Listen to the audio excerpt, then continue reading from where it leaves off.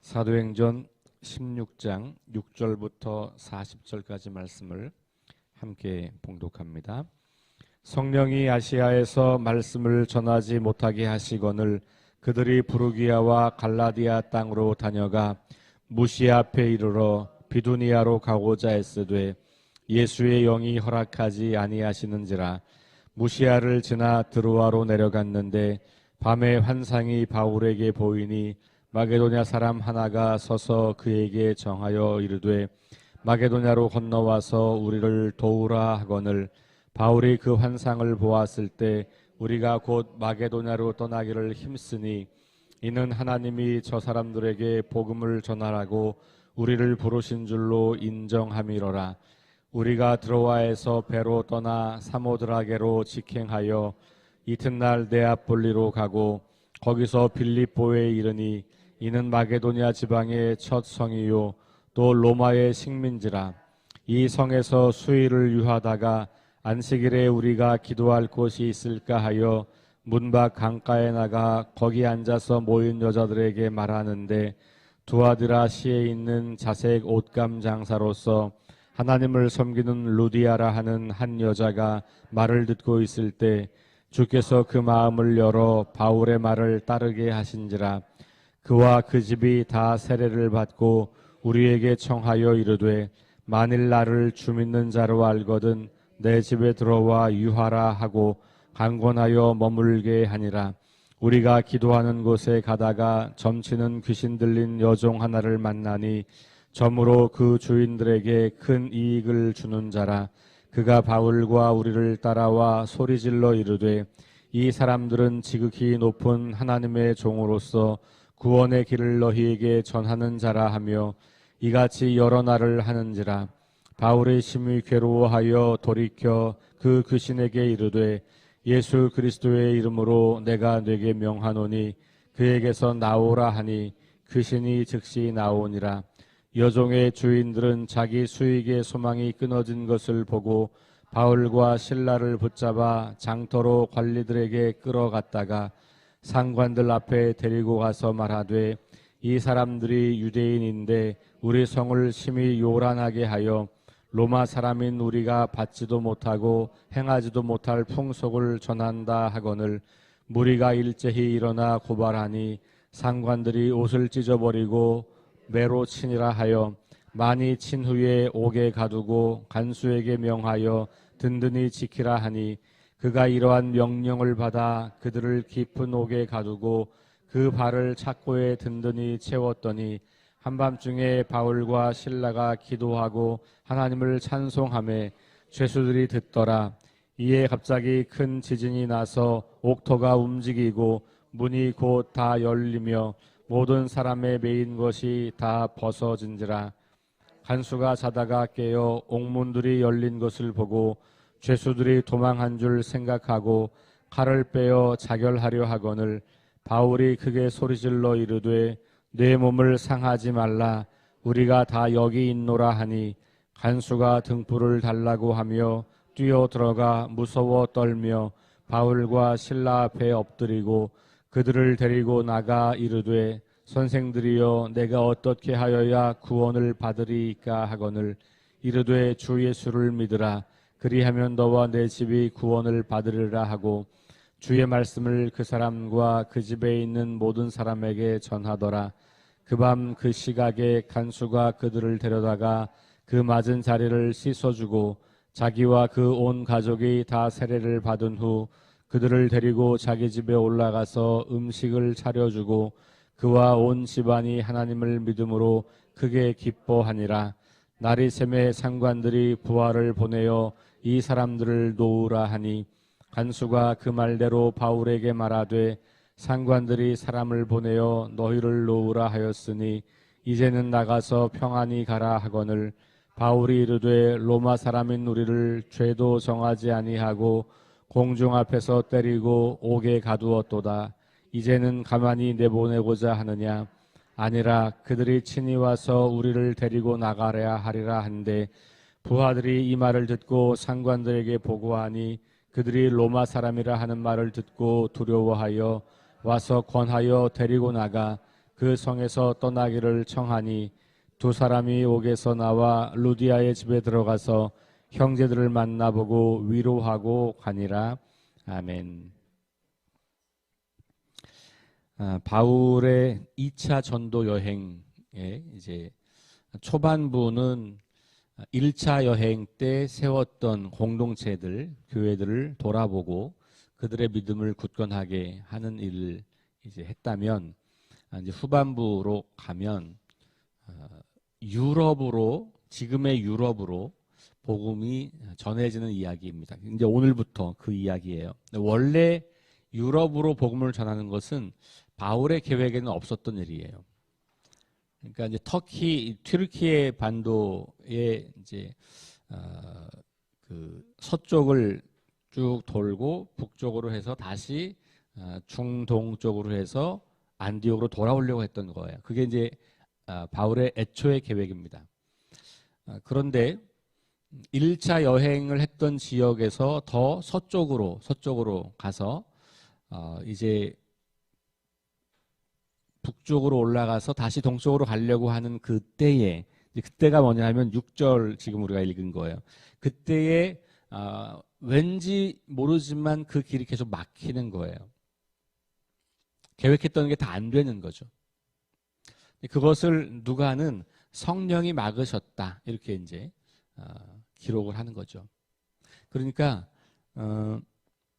우리가 어떤 일을 할 때 뭐 계획을 세우고 그 계획을 세웠을 때는 기도도 열심히 했을 거고, 나 나름대로는 그게 하나님의 뜻이라고 하는 생각을 했겠죠. 그리고 그렇게 계획을 세우고 추진을 하는데 뭔가 일이 잘 안 되는 거예요. 그럴 때 우리가 받아들일 수 있는 선택지가 여럿이 있어요. 그 중에 이 누가가 사도행전을 기록하면서 누가는 뭐라고 말하냐면, 이거는 성령이 막으시는 거야 라고 하는 고백을 하는 거예요. 재미있는 것은 이제까지, 그러니까 이제 그 16장을 시작할 때 이렇게 쭉 보면 바울이, 이렇게 주어가 바울이잖아요. 3절도 바울이 그를 데리고 이렇게 나온단 말이에요. 그런데 6절 이후로 넘어가서 우리가 10절까지는 그렇게 나오고 11절부터는 주어가 우리로 바뀌어요. 그러면 사도행전을 쓴 저자가 우리라고 했다면 누가 포함되는 겁니까? 누가가 포함되는 거예요. 그러니까 누가는 2차 전도 여행의 동행자였던 것으로 보입니다. 그리고 이 아시아에서 복음이 전해지는 것이 계속 막히는 것을 바울과 함께 경험을 하는 거죠. 그러면서 이것은 참 이상하다. 우리가 이렇게 열심히 기도하고 계획하고 준비해서 이렇게 여정을 짰는데 이게 잘 풀리지 않네. 그러던 중에 이제 이 사람들의 내린 결론은 이거는 성령께서 우리를 막으시는 건가 봐 라고 하는 생각을 하게 됐고, 결정적으로 그 생각에 확신을 갖게 된 사건이 나타나죠. 그게 뭡니까?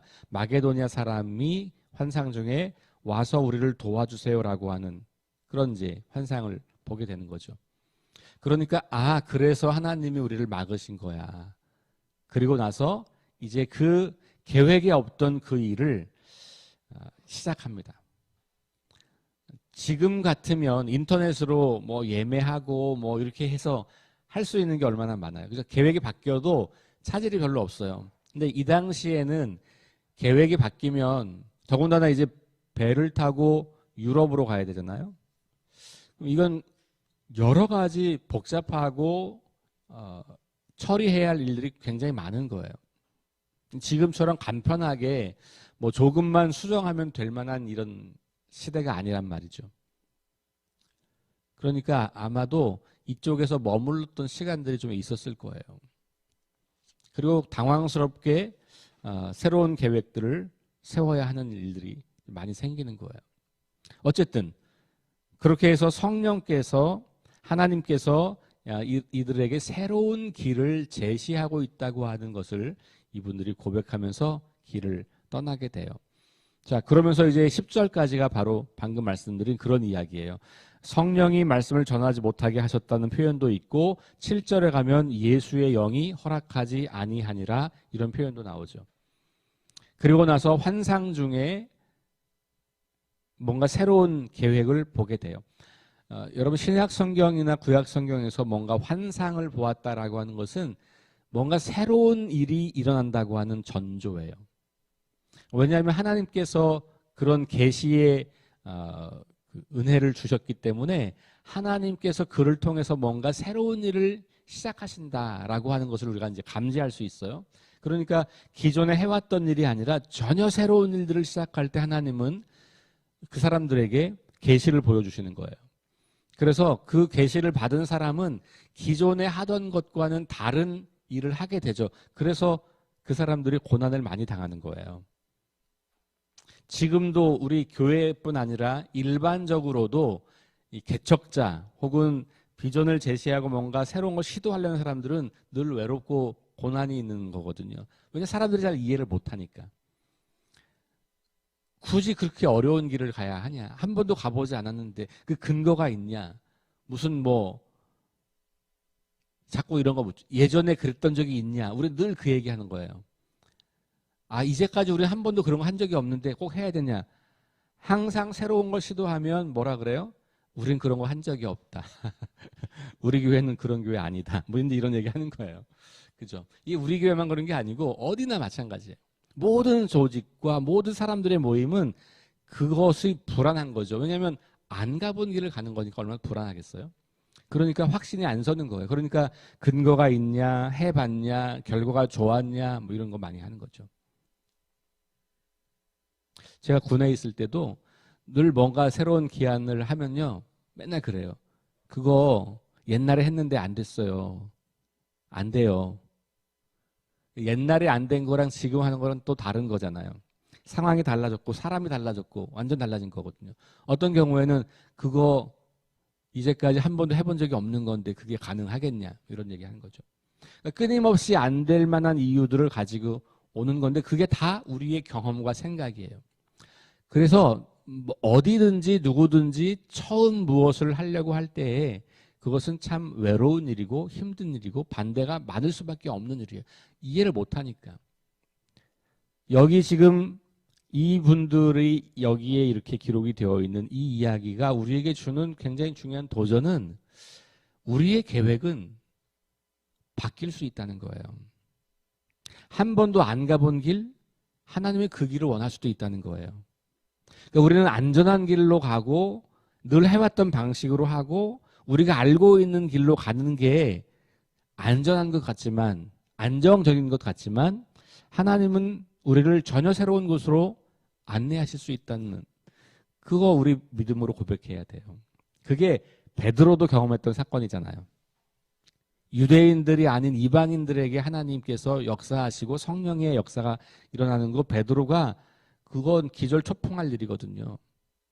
그러니까 베드로에게 그런 환상을 보여주셨고 그런 것을 눈으로 보게 하셨고 그것이 교회가 이방 땅으로 가게 되는 우리가 복음을 알게 될 수 있는 저 먼 땅에서부터 이곳까지 그 수천 년의 간격을 지나서 우리까지 복음이 온 데에는 이와 같은 사람들이 있었기 때문에 그런 거예요. 이미 근거가 있냐 물으면 성경이 보면 그렇다 이렇게 얘기할 수 있어요. 하나님은 늘 새로운 길로 우리를 인도하신다. 물론 그 새로운 게 중요한 게 아니고 하나님의 뜻과 계획이 있는 것이죠. 하나님의 뜻과 계획은 없는데 새로운 것이면 말이 안 되는 거고 그 일이 하나님이 원하시고 하나님이 계획하시는 일이라면 우리는 거기에 대한 정보가 없어도 순종하는 것이 우리가 마땅히 해야 할 일이다. 저는 사도 바울의 또 사도행전에 나오는 초대 교회의 영적 리더들에게서 그런 유연함을 배워요. 일반적으로 저는 유연함이라고 말하고 그걸 영적으로 말하면 성령에 민감한 거예요. 그래서 내 계획을 고집하지 않는 겁니다. 내 계획은 내가 물론 기도하고 그때는 응답받고 결정한 것일 거예요. 그렇죠? 내가 열심히 기도하면 하나님께서 내가 그때 이렇게 계획한 것 자체가 틀렸거나 아니면 그때는 기도가 부족했거나 아니면 그때는 하나님의 뜻이 아니었거나 저는 그렇게 생각하지는 않아요.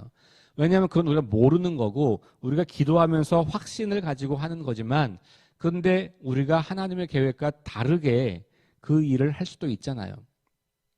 또 그 길이 잘못된 길은 아니죠. 예를 들면 바울이 그 길을 유럽으로 가지 않고 이쪽 아시아 지역으로 간다고 그게 문제가 되거나 잘못되는 일은 아니잖아요. 그것도 하나님의 복음이 확장되는 일이긴 분명하죠. 그런데 하나님의 또 다른 계획 혹은 하나님의 새로운 계획을 여기서 발견하게 되는 거예요.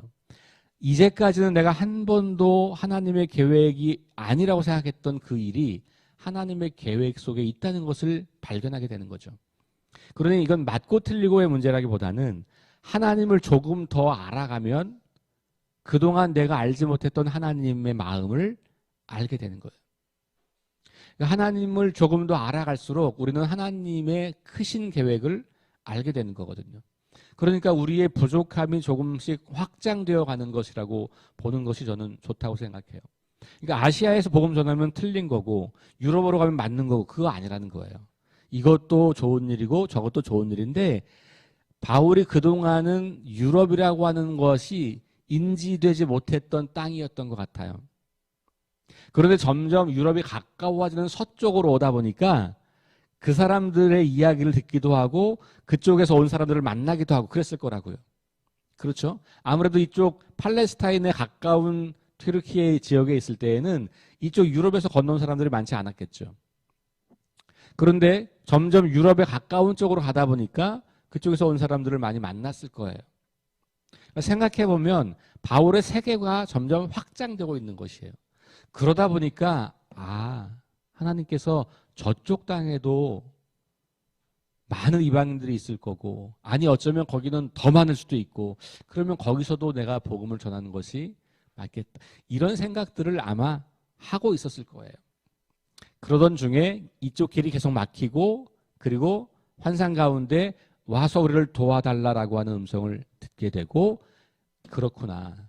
하나님이 이쪽만이 아니라 저쪽에도 큰 계획이 있구나를 생각할 수 있는 거죠. 더 중요한 것은 바울이 그런 결정을 내릴 수 있는 중요한 이유가 뭐였을까? 그거는 이미 바울이 이 튀르키예 지역, 아시아 지역에는 교회를 세웠다는 거예요. 내가 하지 않아도 이 일을 할 사람들이 여기 있다는 거죠. 그러니 저쪽 유럽은 아직 그런 사람이 없고 그런 공동체가 없을 것 같으니 내가 이제 그쪽으로 가고 이쪽은 내가 세운 교회들 갈라디아 지역을 중심으로 루스드라, 이고니온, 더베 이런 곳에 세워진 그 사람들이 믿음이 자라면서 그들이 이쪽까지 와서 복음을 전하는 것이 문제가 없겠구나. 이런 생각을 충분히 할 수가 있는 거죠. 그런 모든 정황들을 종합해서 바울은 새로운 곳으로 가게 되는 거예요. 그러니까 하나님께서 우리에게 계시를 보여주신다고 하는 것이 어떤 이렇게 환상을 보는 것 같은 특별한 반짝이는 사건 하나만은 아니라고 저는 생각해요. 이런 것이 결정적인 확신을 갖게 되는 일이긴 하지만 그 전에 이와 같이 다양한 경험들과 만남과 대화를 통해서 우리 마음속에 성령님은 계속해서 말씀하고 계시고 그런 빛을 던져주고 계시는 거죠. 그래서 성령의 인도하심을 우리가 말할 때 나는 왜 이런 환상을 안 보여주시지? 그렇다고 성령의 인도하심이 없는 게 아니라는 거예요. 여러분들이 매일 만나는 사람들을 통해서 심지어는 여러분들이 늘 보는 뉴스를 통해서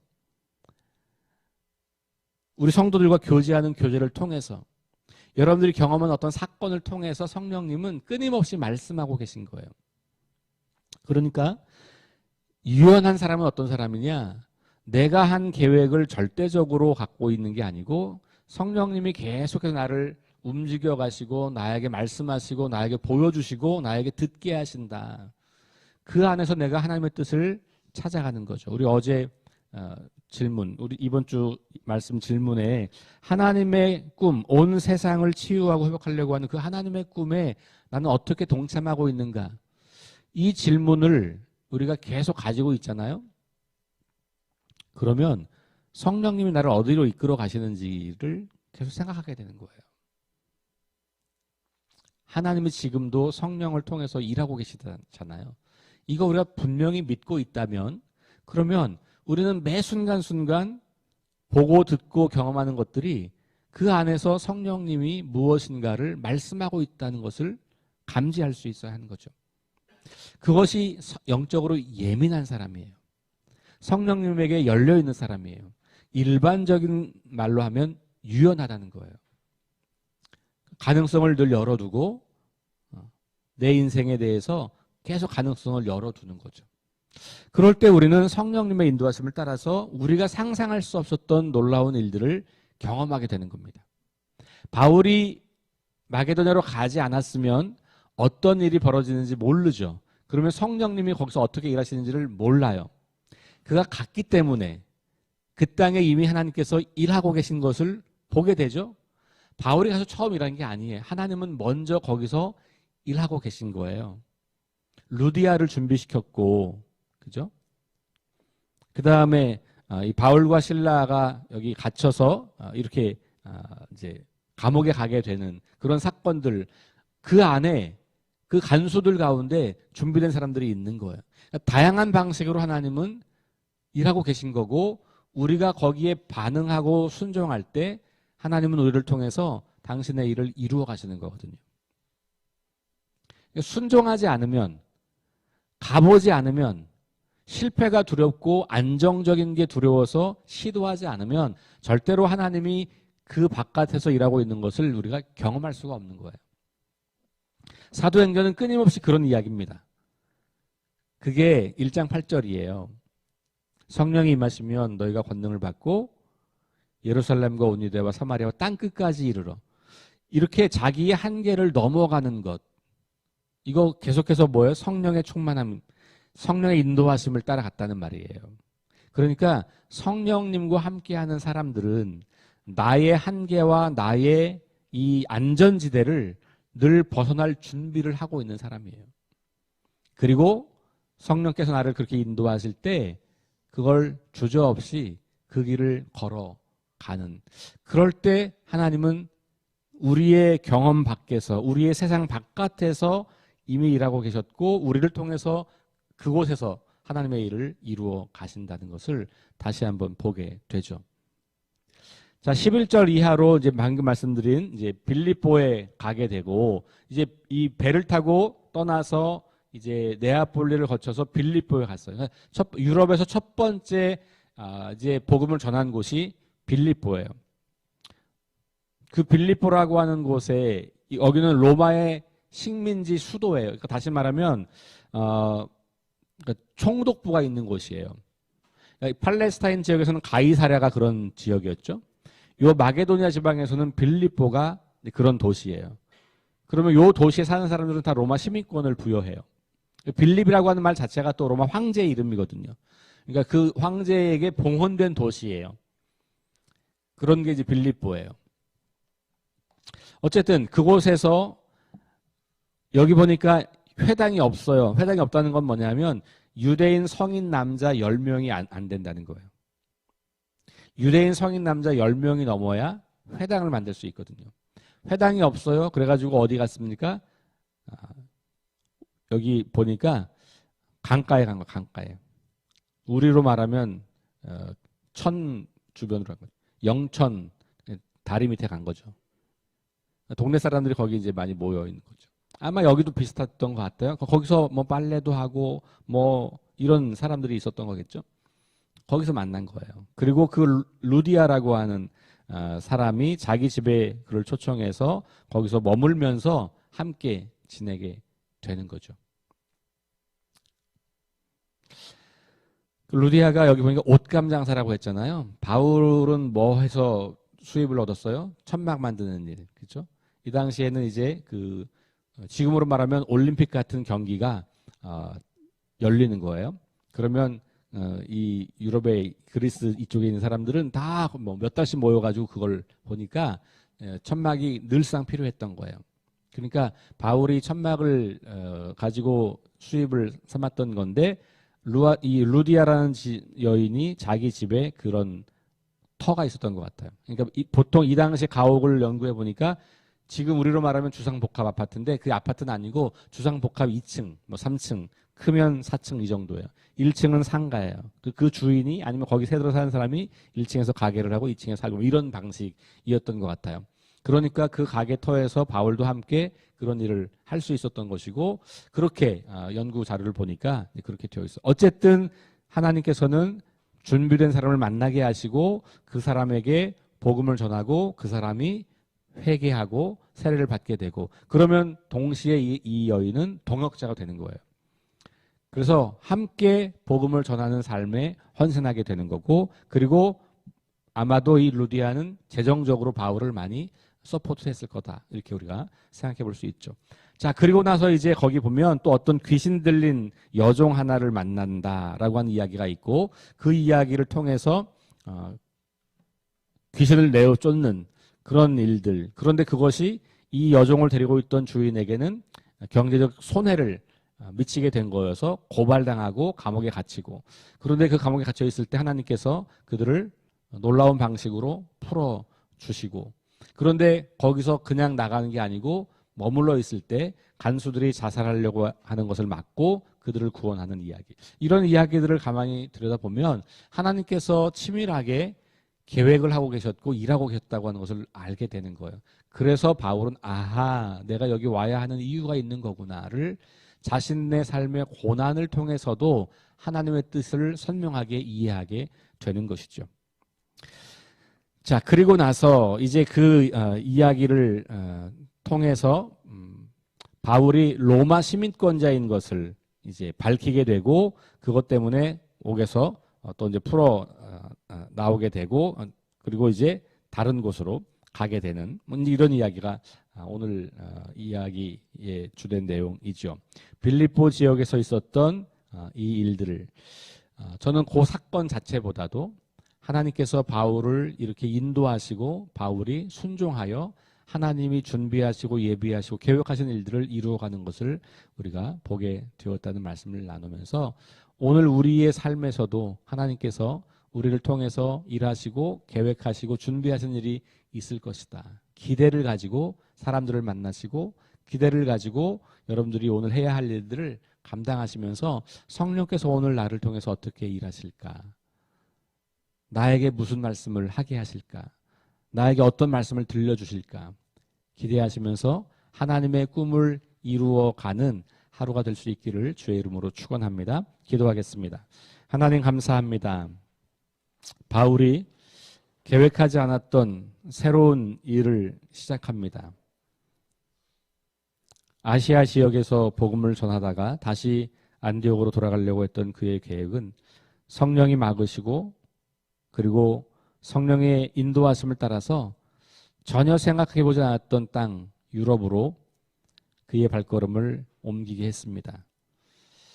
그런 과정 속에서 하나님이 어떻게 일하시는지를 목격하고 그 일하심에 쓰임받게 되는 바울의 인생을 살펴보았습니다. 하나님, 우리가 계획을 세우고 어떤 일을 추진한다고 할 때에도 늘 이것이 성령의 인도하심을 따라가는 것인지를 점검하고 그리고 하나님께서 우리를 알지 못하는 새로운 길로 인도한다는 확신이 들 때 주저함 없이 믿음으로 순종할 수 있는 성령의 사람들이 될 수 있도록 인도해 주옵소서. 우리의 한계, 우리의 경험, 우리의 지식, 우리가 알고 있는 것 너머에서 일하시는 하나님이 분명히 계심을 우리가 기억하고 우리를 통하여서 일하실 그 하나님을 기대하며 우리의 삶을 계속해서 확장해 나갈 수 있도록 우리를 이끌어 주옵소서. 우리 석교교회도 하나님께서 행하실 일들을 기대하며 어떤 일들을 우리를 통해서 이루어 가실지를 기도하며 찾아가는 교회가 되게 하시고 오늘 이 시대에 이 땅에서 이루실 일들을 우리가 발견하고 순종할 수 있도록 함께하여 주옵소서. 예수님 이름으로 기도합니다. 아멘. 우리 함께 합심해서 기도합니다. 부활의 능력과 소망을 품고 하나님 나라를 증언하고 살아나게 하소서. 하나님 말씀이 기준 되게 하소서. 질병과 연약함으로 고통당하는 사람들을 치유해 주옵소서. 전쟁과 자연재해와 가난과 억압으로 고통당하는 지구촌 이웃들에게 은혜를 베푸소서. 어린이와 청소년과 청년 세대가 하나님을 알게 하시고 우리 장년 세대는 이들에게 하나님 말씀을 잘 전수하고 복음을 잘 계승하게 하는 그런 성숙한 영적 어른들이 될 수 있도록 도와주십시오. 우리 함께 합심해서 기도하고 개인 기도하도록 하겠습니다.